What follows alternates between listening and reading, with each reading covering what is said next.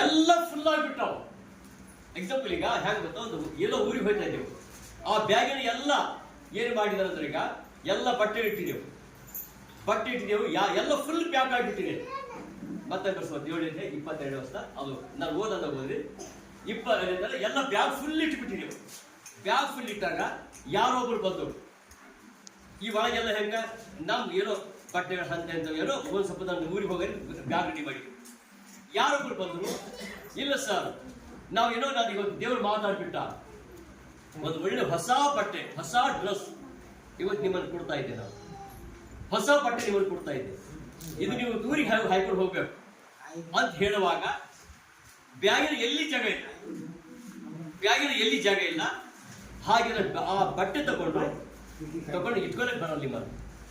ಅದು ಬಟ್ಟೆ ತಗೋಬೇಕಾದ್ರೆ ತಗೊಂಡು ಆ ಬ್ಯಾಗ್ ಇಡ್ಬೇಕಾದ್ರೆ ಎಲ್ಲ ಬ್ಯಾಗ್ ಎಲ್ಲ ಫುಲ್ ಆಗಿಬಿಟ್ಟಿದೆ. ಆ ಬ್ಯಾಗ್ ತಗೊಂಡಾಗ ಆ ಡ್ರೆಸ್ ತಗೊಂಡಾಗ ನೀವು ಆ ಬ್ಯಾಗ್ ಇಟ್ಕೊಂಡು ಹೋಗ್ಬೇಕಾಗಿದೆ.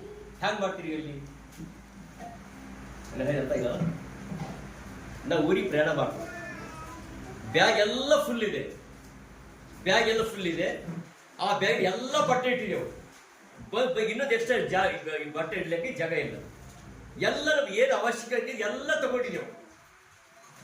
ಯಾರೊಬ್ಬರು ಬಂದರು, ಅಣ್ಣ ಈ ಬಟ್ಟೆ ತಗೊಂಡ್ಬಿಡು, ಚೆನ್ನಾಗಿದೆ, ನಿನಗೋಸ್ಕರ ನಾನು ತಂದೆ ಬಟ್ಟೆ, ಒಳ್ಳೆ ಕಾಸ್ಟ್ಲಿ ಬಟ್ಟೆ ಇದೆ, ತಗೊಂಡ್ಬಿಡು ಅಂತ ಹೇಳ್ಬಿಟ್ಟಾಗ ಆ ಬ್ಯಾಗಿನ ಎಲ್ಲಿ ಜಾಗ ಇದೆ, ಎಷ್ಟು ಜಾಗ ಇದೆ, ಇನ್ನು ಬಟ್ಟೆ ಚೆನ್ನಾಗಿದೆ, ಹಾಯ್ಕೊಂಡು ಹೋಗ್ಬೇಕಂತ ತಂದಿದೆ, ತಗೊಂಡು ಹೋಗೋ ಅಂತ ಹೇಳ್ಬಿಟ್ಟು ಬ್ಯಾಗಿನ ಫುಲ್ ಎಲ್ಲ ಪ್ಯಾಕ್ ಆಗ್ತದೆ. ಹ್ಯಾಂಗ್ ಮಾಡಬೇಕು ಈಗ? ಬಟ್ಟೆ ಒಯ್ಬೇಕಂದ್ರೆ ಏನು ಮಾಡಬೇಕು? ಹಳೆ ಬಟ್ಟೆ ಹಿಂಗೇನಾ? ಹಳೆ ಬಟ್ಟೆ ತೆಗಿಬೇಕು. ಹಳೆ ಬಟ್ಟೆ ತೆಗೆದಾಗ ಆ ಬಟ್ಟೆಗೆ ಜಾಗ ಸಿಗ್ತದೆ. ಹಿಂಗೆ ಹಳೆ ಬಟ್ಟೆ ತೆಗಿಬೇಕು ಅಥವಾ ಅದು ಬೇಡ. ಈಗ ಈ ಹಳೆ ಬಟ್ಟೆ ಏನಿದೆಯೋ ಆ ಹಳೆ ಬಟ್ಟೆ ಏನು ಮಾಡಬೇಕು, ತೆಗಿಬೇಕಾಗ್ತದೆ. ಆ ಹಳೆ ಬಟ್ಟೆ ತೆಗೆದಾಗ ಹೊಸ ಬಟ್ಟೆ ಬ್ಯಾಗಿನ ಬಂದು ಸೇರ್ಬೋದು. ಅದು ಈಗ ಹೋದ್ರೀಗ ಮತ್ತೆ ಮಾರ್ಕ್ ವರ್ಷ 7 22 ವರ್ಷ ಹೋದ್ರೀಗ ಅಲ್ಲಿ ಏನೇನಿದ್ದಾವ ಮನುಷ್ಯನಲ್ಲಿ, ಏನಿದ್ದಾವ ನೋಡಿ, ಏನಿದ್ದಾವ ನೋಡಿಲ್ಲಿ ಎಲ್ಲಿಂದ ಮನುಷ್ಯನ ಒಳಗಿಂದ ಹೊರಡುವಂತದ್ದೇ ಮನುಷ್ಯನನ್ನು ಕೊಲೆ ಮಾಡುವುದು. ಒಳಗಿನಿಂದ ಅಂದರೆ ಮನುಷ್ಯರ ಮನಸ್ಸಿನೊಳಗಿಂದ ಯಾವ್ದಂತ ಯಾವ್ದು ಹೇಳಿಸ್ತೇನೆ. ಯಾವುದು? ಸುಳ್ಳುಗಾರಿಕೆ 1, 2, 3, 4, 5, 6, ಮೋಸ 7, 8, ಹೊಟ್ಟೆ ಕಿಚ್ಚು 9, ಕೈಗಳು 10, ಸೊಕ್ಕು 11, 12, 13, 12 ಮೊದಲಾದವುಗಳ ಕೆಟ್ಟ ಆಲೋಚನೆಗಳು ಹೊರಡುತ್ತವೆ. ಈ ಕೆಟ್ಟ ಆಲೋಚನೆಗಳು ವಿಷಯಗಳೆಲ್ಲ ಒಳಗಿನಿಂದ ಹೊರಟು ಮನುಷ್ಯನನ್ನು ಹಾಳು ಮಾಡುತ್ತವೆ. ಎಷ್ಟಿದ್ದಾವೆ? ಇಷ್ಟು ಇದ್ದಾವೆ, ಇಷ್ಟೆಲ್ಲ ಒಳಗಿದ್ದಾವೆ. ಬ್ಯಾಗ್ ಫುಲ್ ಇದೆ, ಬ್ಯಾಗ್ ಫುಲ್ ಜಾಗ ಇಲ್ಲಿ ಎಲ್ಲಿ ಅದು ಇದು ಬಂದು ಹೇಳಿದ್ರೆ ಇದು ನಾನು ಹೇಳಿದ ಹೊಸ ಡ್ರೆಸ್. ಈ ದೇವರಿಗೆ ಇವೆಲ್ಲ ಒಳಗೆ ತುಂಬ್ಕೊಂಡ್ಬಿಟ್ಮೇಲ ಬಂದು ಪಾರ್ಶ್ವದ ವಾಕ್ಯ ಹೇಳ್ತಾರೆ. ಅರ್ಥ ಆಯ್ತದ?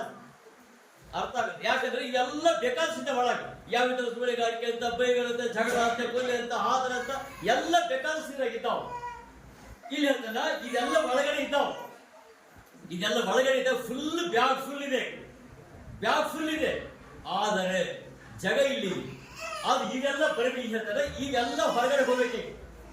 ಯಾವ ಹೊರಗಡೆ ಹೋಗ್ಬೇಕು? ಇವೆಲ್ಲ ಈಗ ಎಷ್ಟು ಓದಿದ್ದೇವೋ ಅವೆಲ್ಲ ಹೊರಗಡೆ ಹೋಗ್ಬೇಕು. ಒಂದು ಹೊರಗೆ ಹೋಗ್ಬೇಕು.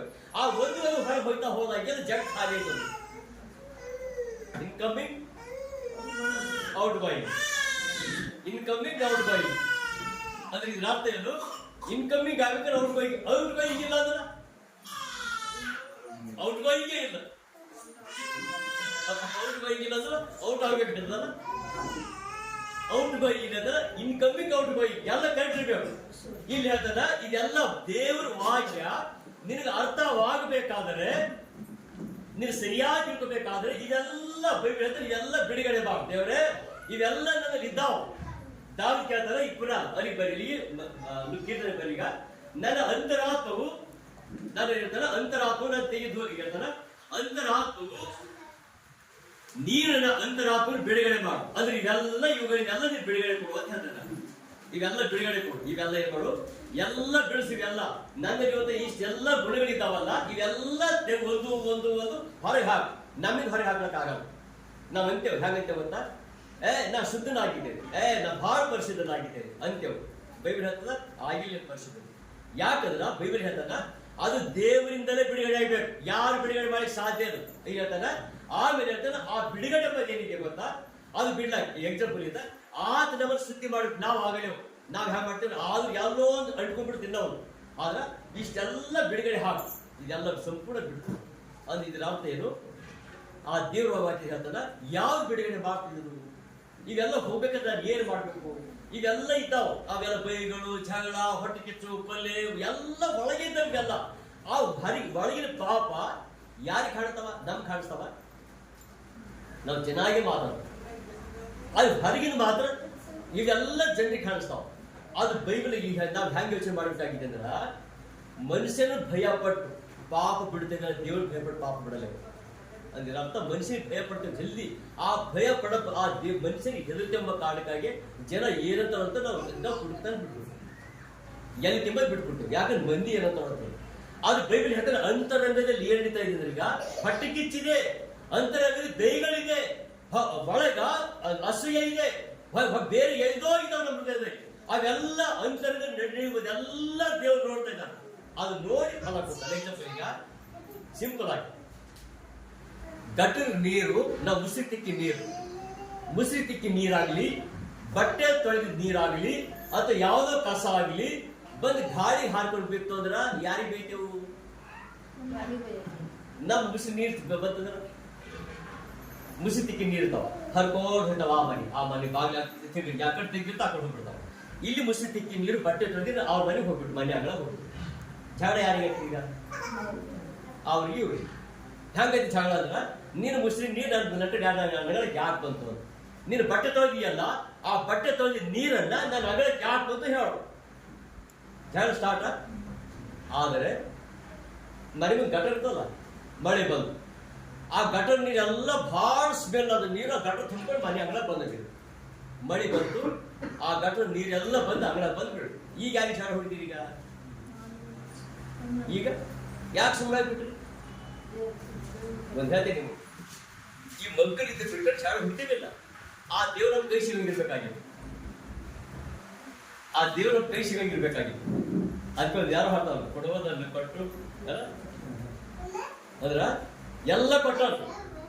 ಅದ್ ಗೊತ್ತಿ ಯಾಕೆ ಗೊತ್ತಾದಾಗ ಆದ್ ಏನ್ ಯೋಚನೆ ಮಾಡ್ತಾ ಎಲ್ಲ ಇಲ್ಲಿ ಜಗಳ ಹೊಡಿಕೆ ಚಾನ್ಸೇ ಇಲ್ಲ. ಅದು ಬೈಬಲ್ಗೆ ಹೇಳ್ತಾನ, ಇದು ಯಾರ ಮೇಲೆ ಬೈತಿ, ಯಾರ ಮೇಲೆ ಬೈಯ ಅವಶ್ಯಕತೆ ಇಲ್ಲ, ದೇವರಿಗೆ ಬೈಯಲ್ಲಿ. ಆದ್ರಿಂದ ಮನೆ ಮಕ್ಕಳಿದ್ದವ್ರಿಗೆ ಏನ್ ಜಗಳ ಹುಡುಕಿಯದ್ದೇ ಇಲ್ಲ. ಅದು ಎಲ್ಲಿ ಬಂದ್ಸಿಟ್ಟಂದ್ರೀಗ ಅದು ಒಳಗೆ ಬಂದ್ಬಿಡ್ತು ಅಂತಿದ್ರ ಅರ್ಥ. ಆದ್ರೆ ಕೆಲವು ದಿವಸ ಆಗಿದ ನಂತರ ಆ ಯಾರ ಅಂಗಳ ನೀರು ಹೋಗಿತ್ತೋ ಅವ್ರ ಅಂಗಳಿಗೆ ನೀರು ಈ ಕಡೆ ಬಂದ್ಬಿಡ್ತು.